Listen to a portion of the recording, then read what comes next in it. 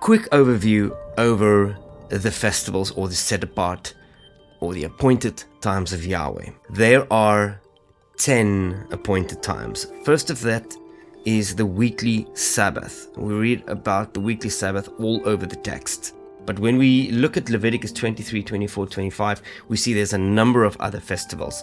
In the first month of the biblical year, okay, and we read about the beginning of the year in Exodus 12 verse 2, where Yahweh says to Moses, "This will be the beginning of months to you." And it speaks of the month of Aviv, or Nisan, as the month was known in Babylonian times.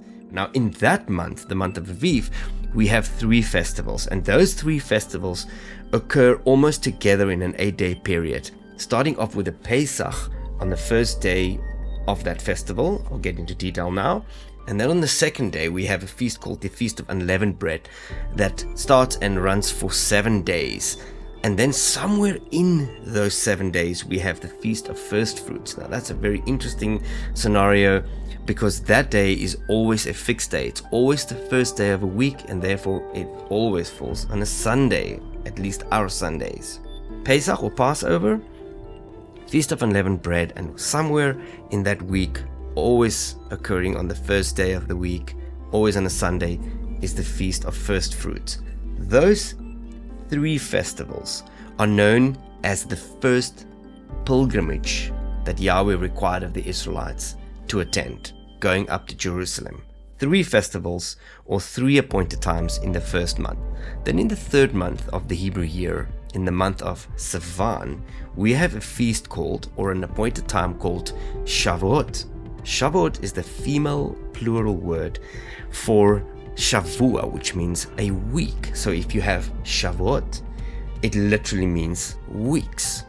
And we'll get round to weeks once that occurs. And then in the 7th month, again we have 3 appointed times, or 3 festivals, starting on the 1st of the month, which in this year will occur on the 26th of September. 10 days later, we have a feast called Yom Kippur, or more comprehensively in Hebrew, it's called Yom HaKippurim, Day of Our Coverings, sometimes also known as the Day of Atonement. And then the very joyous festival of Sukkot, plural word for Sukkah, and it literally means booths. So it's called the Feast of Booths, or the appointed time of booths, lasting for a couple of days. And in that time, the Israelites used to live in temporary structures called booths, and all sorts of rituals form part of that festival. And to summarize, in the first biblical month, the month of Aviv, we have 3 festivals. It starts on the 14th day of the month. It's called the Feast of Pesach, or Passover. Then the day after, on the 15th of Nisan, or the 15th of Aviv, begins the Festival of Unleavened Bread. And then somewhere in that week, as we've mentioned, on the Sunday, on the first day of the week, we have the Feast of First Fruits.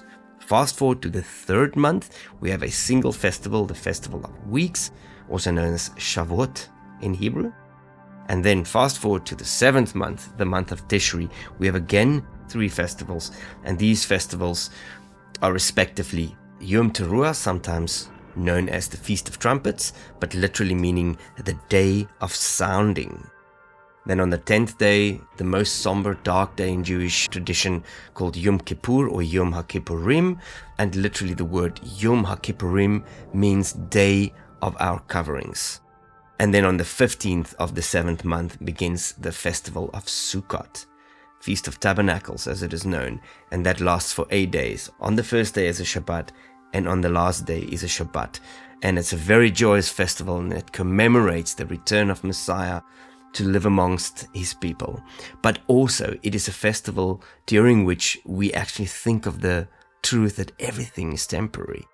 And we live in this, which is temporary. We live in structures that are temporary.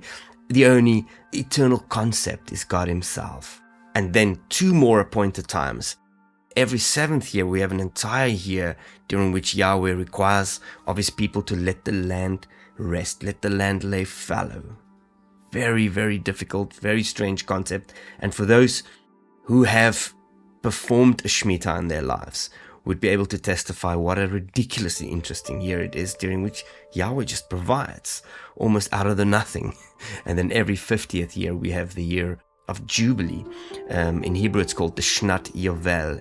It's a year during which land is given back to its original owner. Also, a very strange concept for us Westerners. But this is the 10 appointed times of Yahweh. Weekly Sabbath, 3 festivals in the first month, 1 festival in the 3rd month, 3 in the 7th month, then every 7th year we have a Sabbath, and every 50th year we have a Jubilee, the biggest of all the circles.